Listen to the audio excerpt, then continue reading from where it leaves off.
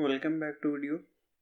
पिछली वीडियो में हमने बात की थी कि यूज़र से हम इनपुट आउटपुट कैसे ले सकते हैं। उसके बाद हमने इंसर्शन और एक्सप्रेशन ऑपरेटर के बारे में भी बात की थी। आज की वीडियो में हम बात करेंगे टाइप कास्टिंग के बारे में। सबसे पहले हम एक नई फाइल बनाते हैं, try6.cpp। ओके, हम यहाँ पे लिखते हैं hash include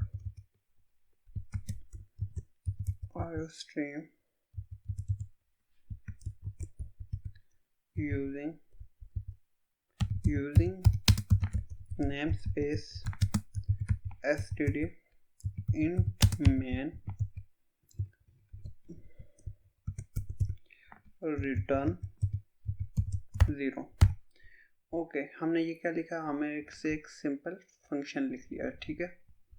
hash include iostream, ये क्या हमारी हेडर फाइल है स्टैंडर्ड लाइब्रेरी यूज़ की, और ये हमने फंक्शन लिखा। अब हमने कल एक चीज़ के बारे में बात की थी, इंट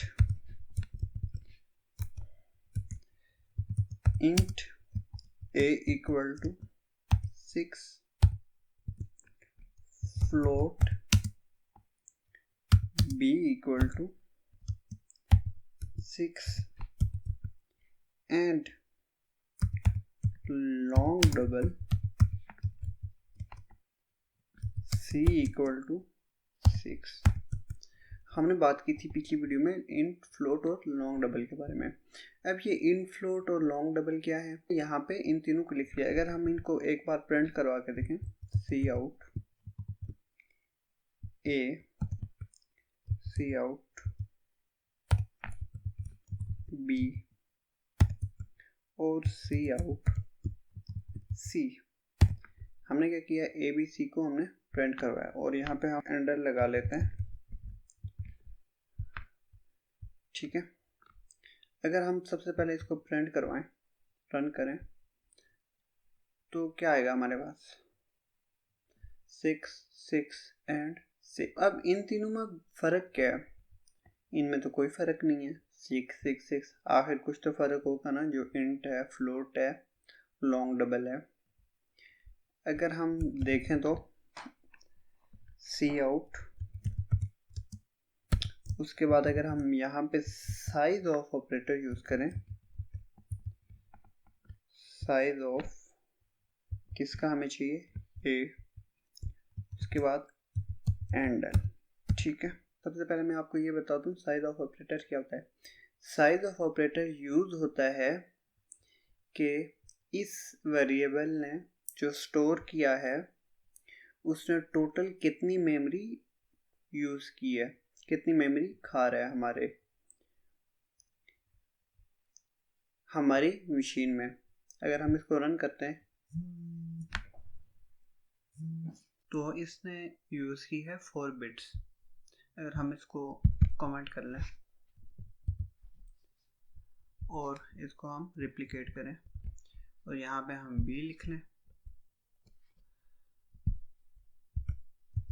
और यहाँ पे हम c लिख लें, और दोबारा अगर हम प्रोग्राम को रन करें तो ये देखें, इंट और फ्लोट दोनों 4 बिट यूज़ कर रहे हैं और जो हमारा लॉन्ग डबल है वो 12 बिट्स यूज़ कर रहा है। अब ये ऐसा क्यों है, यहाँ पे भी 6, यहाँ पे भी 6, यहाँ पे 6, हमें क्या ज़रूरत पड़ गई, हम इंट यूज़ करें, हम फ्लोट यूज़ करें, हम लॉन्ग डबल यूज़ करें। अब जब हम प्रोग्राम लिखते हैं, फ़र्ज़ किया हमने इसको पहले हम कमेंट कर लेते हैं और इनको भी हम कमेंट कर लेते हैं, ओके। अगर हम यहाँ पे लिखें int a equal to 8 semicolon and int b equal to 7, हमने क्या किया, 2 वेरिएबल बनाए, एक a बनाया एक b बनाया, ठीक है। उनमें वैल्यूज पुट की 8 एंड 7। अगर हम चाहते हैं इन दोनों को हम डिवाइड करें, see out a divided by b, अगर हम इसको प्रिंट करें तो हमारे पास क्या आया, 1 आया। अब अगर हम 8 डिवाइडेड बाय 7 करें तो हमारे पास 1 आंसर आएगा। नहीं, ये क्यों हुआ? क्योंकि ये इंटीजर्स हैं और इंटीजर्स हमेशा पॉइंट्स वाले नंबर्स को इग्नोर कर लेते हैं। अगर हम इनकी जगह हम अगर फ्लोट लिख लें, फ्लोट, और यहाँ पे भी अगर हम फ्लोट लिख लें, अब क्या हुआ, अब फ्लोटिंग नंबर आ गए, तो अब ये आंसर हमारा बिल्कुल ठीक है। आई होप ये आपको समझ आया होगा कि इंट, फ्लोट और लॉन्ग डबल क्यों यूज होते हैं। अब हम बात करते हैं टाइप कास्टिंग के बारे में कि टाइप कास्टिंग क्या होती है। सबसे पहले हम इसको कमेंट कर लेते हैं और यहाँ पे लिखते हैं टाइप कास्टिंग, थोड़े से स्टार्स, टाइप कास्टिंग। अब टाइप कास्टिंग क्या होती है? अगर मैंने इसकी आपको थ्योरी बताई तो आप थोड़े कंफ्यूज हो जाओगे, इसलिए हम डायरेक्ट प्रोग्राम लिखते हैं। हमने क्या किया, फ्लोट लिखा एक, और फ्लोट इक्वल टू 22.43 लिख लिया, ठीक है। और हमने यहाँ पे कोई वेरिएबल का नाम लिख लेते हैं। हमने एक फ्लोट वेरिएबल बनाया और उसमें हमने एक वैल्यू असाइन कर ली। ओके, अगर हम इसको प्रिंट करें तो क्या प्रिंट होगा, सिंपल सी आउट ए।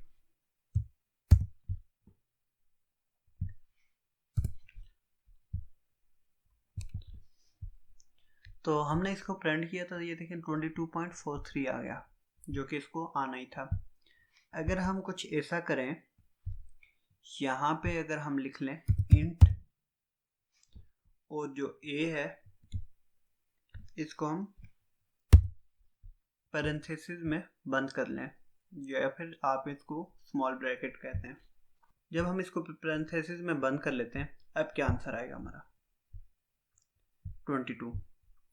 अब ये देखें, हमने एक फ्लोट डिजिट लिया, उसको हमने इंट में कन्वर्ट कर लिया, तो हमारा आंसर क्या आया, 22.43 उसने इग्नोर कर लिया। एक तो ये तरीका है कि हमने इंट लिखा, उसके बाद ए को पैरेंथेसिस में बंद कर लिया, या फिर हम ये भी कर सकते हैं, हम इंट को ही पैरेंथेसिस में बंद कर लें। तो अगर इस तरह हम रन करेंगे तो तब भी सेम आंसर आएगा। Okay, 22। Float a is equal to this and float b equal to 76। Okay, हम दो डिजिट्स को ऐड करते हैं, यहाँ पे हम ये कर लिया, तो हम क्या लिखेंगे, सी आउट a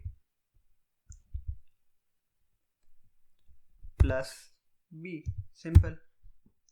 तो हमारे पास क्या आंसर आएगा, नो डाउट दोनों प्लस हो जाएंगे, 98.43।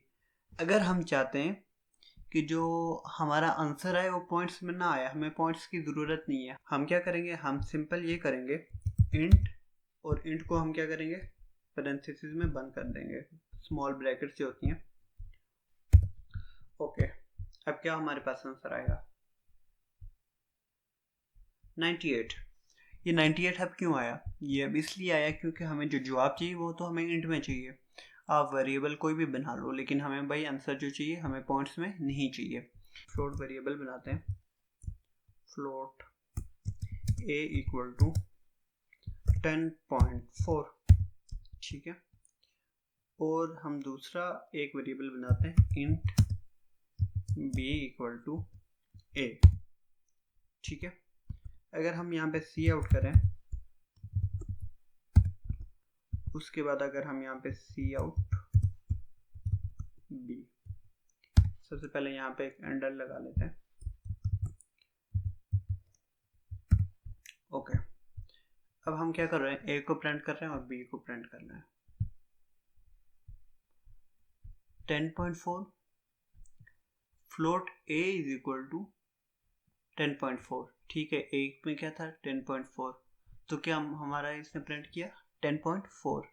लेकिन आप अगर यहाँ पे देखें b, अब b में क्या है, a की वैल्यू है, a क्या है 10.4, लेकिन इसने क्या प्रिंट किया 10। इस तरह हम क्या कर सकते हैं कि फ्लोट को इंटीजर में हम कन्वर्ट कर सकते हैं। अगर आपको नहीं समझ आई तो मैं एक बार दोबारा कर लेता हूँ, इसको कमेंट करता हूँ। अगर हम यहाँ पे करें int a इक्वल टू 20.1, ठीक है, and int b equal to a, हमने ये क्या किया, एक वेरिएबल बनाया, सॉरी फ्लोट बनाते हैं यहाँ पे, हमने एक फ्लोट वेरिएबल बनाया 20.1 करके, ठीक है, और हमने एक इंट वेरिएबल बनाया जिसमें हमने a को रख लिया, ठीक है।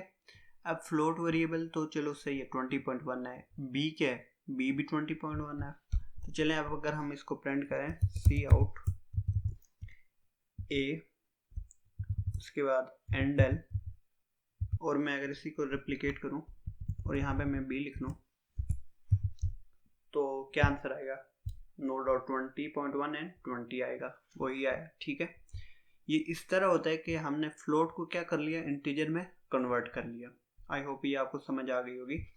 एक तो हम सिंपल इस तरह कर सकते हैं, और दूसरा तरीका क्या है मैं आपको बताता हूँ। ओके, इसको हम कैंसिल कर लेते हैं। अगर हम यहाँ पे लिखें सी आउट इंट, उसके बाद इस तरह ब्रैकेट्स डाल के a लिखें हम और सेमीकोलन, अब क्या आंसर आएगा, अगर हम सेव करके इसको रन करें तो देखें 20 आ गया। क्यों, इस तरह हमने इसको क्या कर लिया है, फ्लोट को इंट पे कन्वर्ट कर लिया। अगर हम इस तरह लिखें कुछ इंट और a, ठीक है, और यहाँ पे हम एक अंडर लगा लेते हैं, तो अब क्या आंसर आएगा, चाहे आप a से लिखो चाहे आप a से लिखो, आंसर ने वही आना है। अगर हम यहाँ पे सी आउट b लिखते हैं सिंपल,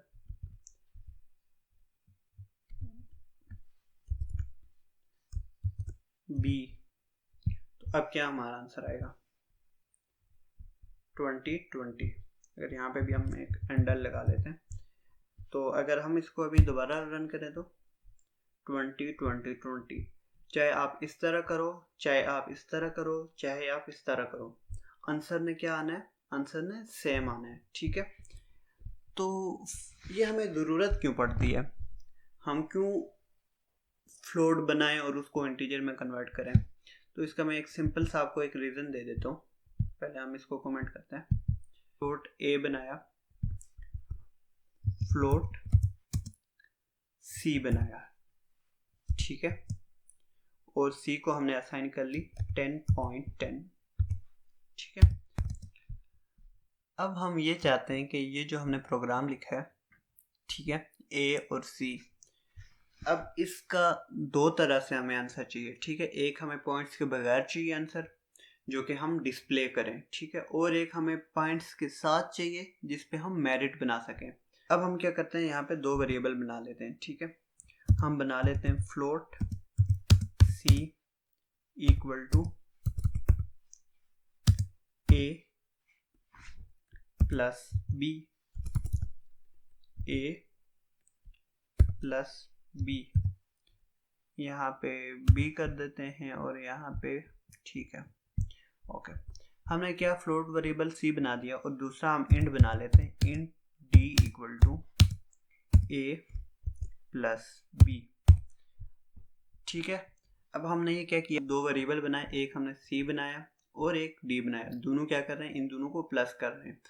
फर्ज करें ये दो नंबर, दो बुक्स के मार्क्स आए, एक में आपको 20.1 आए और एक में आपके 10.10 आए, ठीक है। अब यूनिवर्सिटी क्या चाहती है, यूनिवर्सिटी चाहती है कि जो मेरिट लिस्ट बने, मेरिट लिस्ट पॉइंट के बेस पे बिल्कुल मेरिट हो, और अगर एक किसी का भी 0.1 नंबर ज़्यादा है तो उसको पहले सीट मिले। लेकिन वो यूनिवर्सिटी साथ ये भी चाहती है कि डिस्प्ले जो रिज़ल्ट हो वो पॉइंट्स में ना हो, सिंपल डिस्प्ले हो, और ये सब कुछ क्या हो, लाइव हो रहा हो, बिल्कुल ऑनलाइन लाइव हो, और हमें किसी मैन पावर की ज़रूरत ना पड़े। उसने दो फंक्शन बना लिए, ठीक है, ये तो खैर फंक्शन नहीं है। एक को बोलेगी कि तुम फ्लोट में आंसर दो जिसकी बेस में स्टूडेंट्स ऊपर नीचे असाइन हो, और दूसरा वो फंक्शन जो बनाएगी वो कहेगी जो डिस्प्ले लिस्ट करोगे आप तुम उसको इंट पे बनाओ। वो क्या करेंगे, सिंपल वो कर देंगे सी आउट c ठीक है, एंडल वो ऐसा करेंगे तो नहीं, लेकिन ये एक आपको मैं एग्जांपल के तौर पे बता रहा हूँ। और वो जो सी आउट डी होगा उसको वो बोलेंगे कि तुम्हारा काम है कि सिंपल प्रिंट हो जाओ। वो सिंपल जब फंक्शन को रन करेंगे तो वो ऑटोमेटिकली स्टूडेंट मेरिट पे भी आ जाएंगे और मेरिट लिस्ट प्रिंट भी हो जाएगी। ये फंक्शन तो नहीं है, ये हमने फंक्शन तो नहीं, फंक्शन एक अलग डिबेट है, लेकिन इस तरह ये काम आते हैं। इन बताने का मकसद ये था कि जो भी चीज़ हम कर रहे हैं ये आगे जाके बहुत यूज़ होनी है, इसलिए अगर हम यहाँ पे थोड़ी थोड़ी चीज़ों को बारीकी से देख लें तो आगे जाके हम मेजर प्रॉब्लम्स जो आती हैं उनसे हम बच सकते हैं। आई होप आपको ये सब समझ आ गया होगा। अगर आपको किसी भी चीज़ की समझ नहीं आती तो आप मुझसे कमेंट्स में पूछ सकते हैं। मिलते हैं हम अपनी नेक्स्ट वीडियोज़ में, और जाने से पहले मेरी प्लेलिस्ट को एक्सेस कर लेना। मेरी प्लेलिस्ट जब आप शुन्नू कोड पे जाते हो, प्लेलिस्ट वाले सेशन में जाओगे तो यहाँ से आप एक्सेस कर सकते हो इजी। मिलते हैं हम अपनी अगली वीडियो में, और अगली वीडियो में हम पढ़ेंगे ऑपरेटर्स क्या होते हैं, ऑपरेटर्स की कितने टाइप्स होती हैं, क्यों यूज़ होते हैं। तो अपना ख्याल रखना।